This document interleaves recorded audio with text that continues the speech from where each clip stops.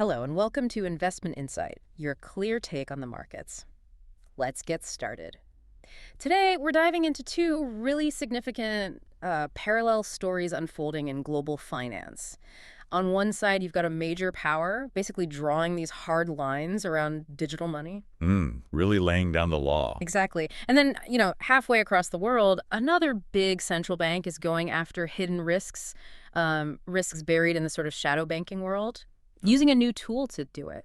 And you sent over some great sources on this. It's fascinating how both show centralized power really flexing its muscles, imposing structure. Right. So our mission today, I think, is to unpack why this is happening now, what these two things actually have in common deep down, and crucially, where the opportunities might be for you as an investor, because the rules seem to be changing fast. Okay, let's kick off in Asia then. October 2025. Something pretty dramatic happened with stablecoins in Hong Kong. Not subtle at all. No, definitely not subtle. It was a very clear order from Beijing, specifically from the PBoC, the People's Bank of China, Yeah. and also the CAC, the Cyberspace Administration. Okay. And they essentially told the big Chinese tech firms, your Ant Groups, your JD.coms, to just stop, full stop, Yeah. halt all stablecoin issuance activities in Hong Kong. And the timing is what makes this so, well, stark, right?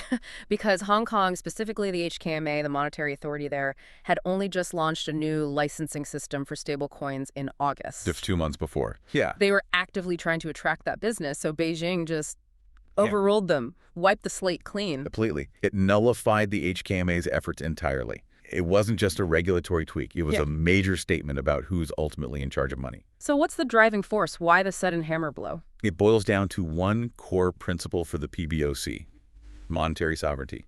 It's foundational for them.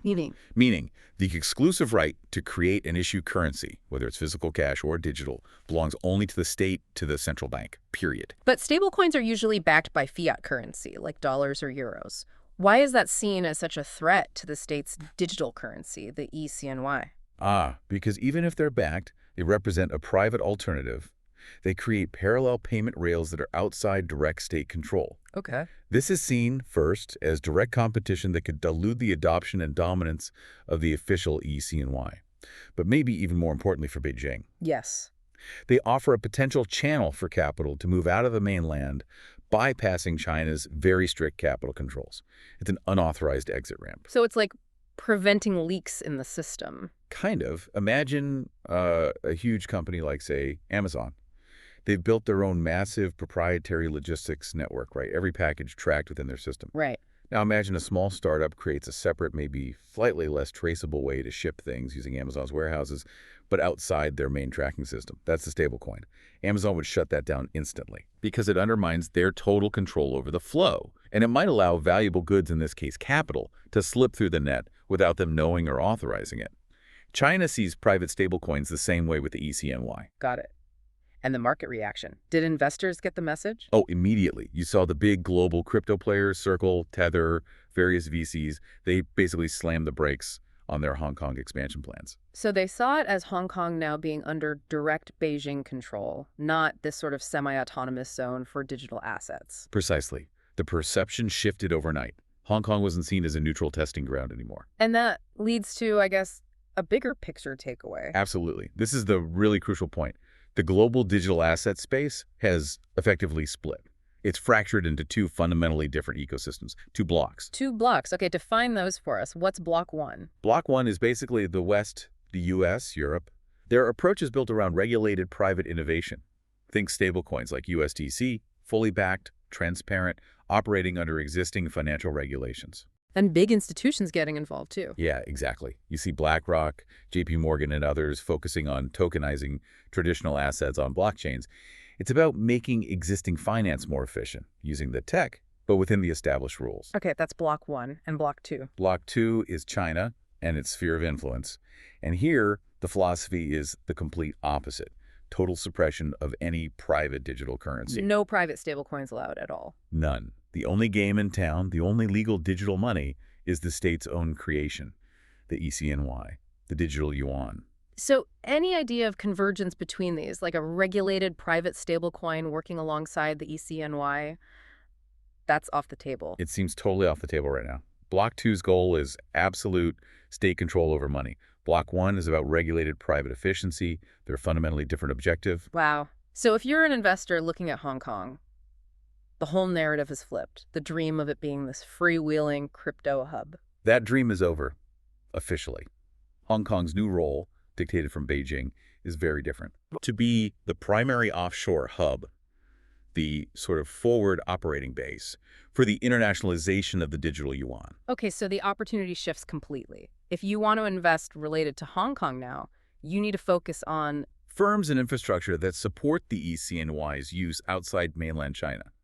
Think cross-border payment systems that integrate the digital yuan, especially for trade finance. like connecting it to existing international payment networks. Exactly.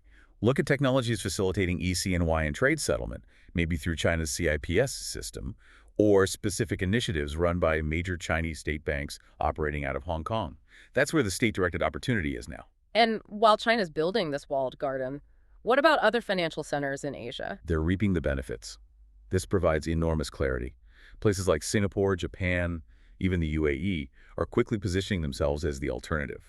They're leaning into the Block 1 model. They're saying, we offer stable regulation for private digital assets. We're aligned with the Western approach. Yeah. They're actively attracting the capital, the talent, the projects that are now wary of Hong Kong. It's a clear strategic gain for them. A really stark divergence then. Okay, let's pivot. Let's cross the globe to the UK because there's another story unfolding there about centralized authority stepping in, but in a different area, the private credit market. Yes, and it's happening against a backdrop of, frankly, significant fiscal stress in the UK. The latest data, I think from September, showed the government deficit was wider than expected. Why is that? A big driver is the rising cost of servicing the national debt. Higher interest rates are really biting into government finances. And when the government's feeling the pinch, the central bank gets nervous about hidden risks. Exactly. They become hyper-vigilant about anything lurking in the financial system that could blow up unexpectedly. Right. And the Bank of England, the BOE, has zeroed in on private credit.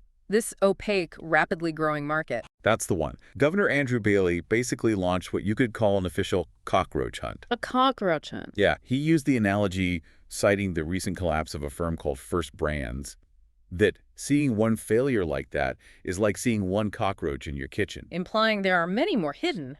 Precisely. Yeah. It signals a potential infestation hiding behind the walls, unseen. And Bailey was very explicit. He mentioned learning the lessons of 2008. The subprime crisis. Right.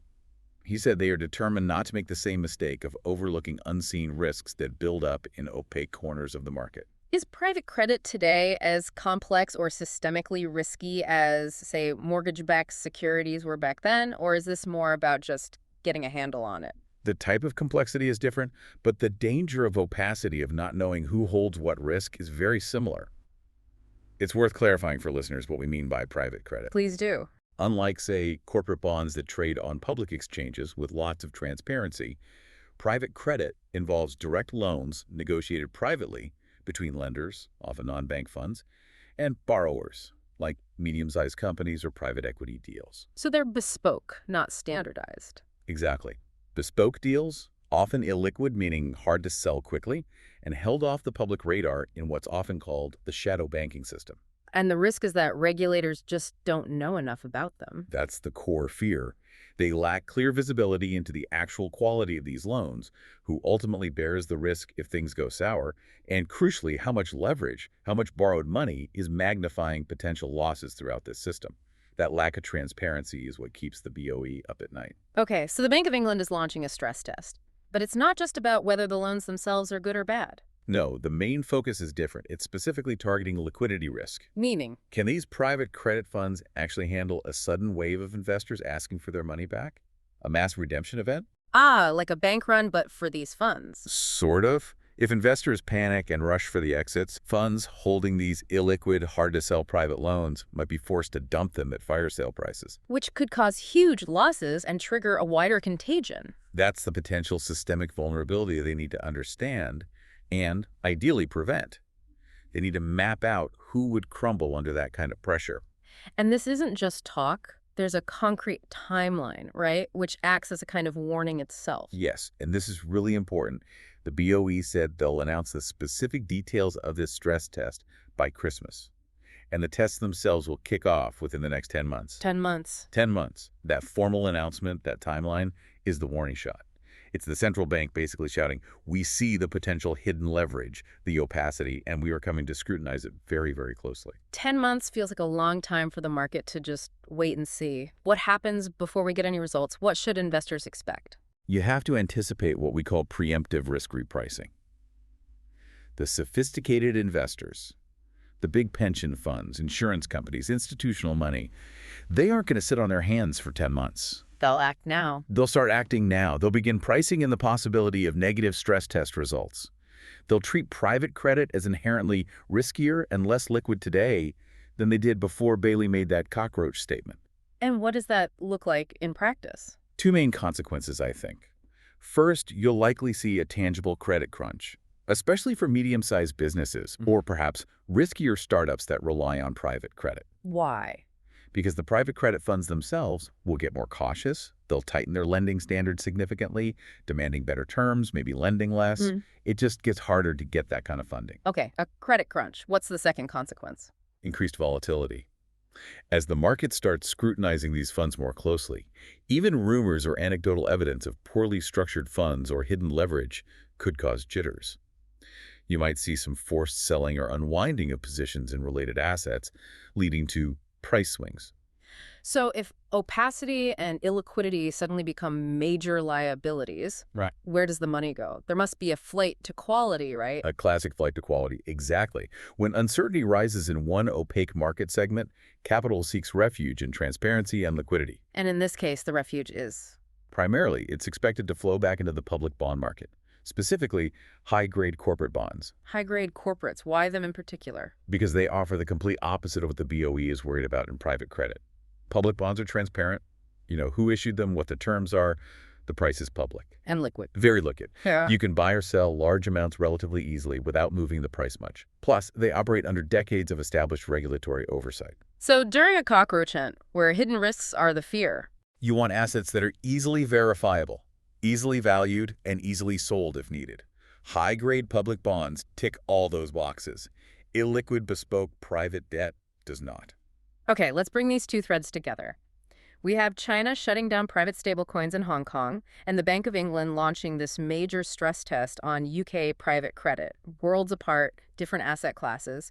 But is there a common theme here for investors? Absolutely. I think the underlying theme is identical. In both cases, you have powerful centralized authorities, the Chinese state in one, the UK central bank in the other, stepping in forcefully to impose structure, control, and transparency on parts of the financial system that were previously operating in grayer, more opaque, or more decentralized ways. So the era of ambiguity or light touch regulation in these areas is ending. It seems like it. The clear message from both is that regulators are drawing firm lines.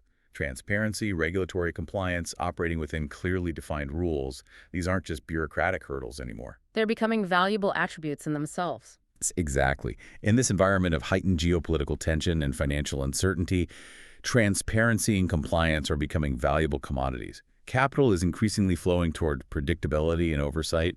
You really have to understand the specific rules of the block or the regulatory regime you're operating within. So a massive amount covered today. We've mapped out the emergence of these two digital blocks, really driven by China's focus on monetary sovereignty. And we've seen the start of what looks like an official crackdown on opacity in private credit, led by the Bank of England. Centralized control and transparency seem to be the big winners. Yeah, it feels like a defining moment, changing the risk calculations in both digital assets and traditional shadow finance at the same time. It definitely gives us a lot to think about as these new boundaries get drawn. And it raises a final, maybe provocative thought for you, our listener, to consider. Given that both China and the UK are now aggressively policing the borders of digital assets and shadow banking, what does that mean for truly disruptive financial innovation? The kind that often thrives by being borderless or operating outside traditional regulation. Good question. Will the next big financial breakthrough be forced to emerge entirely outside these major, newly regulated financial centers? Will innovation have to find refuge in completely new, perhaps less regulated jurisdictions? Something to mull over. Thank you for joining us for this deep dive into your sources. Don't forget to subscribe and hit that like button.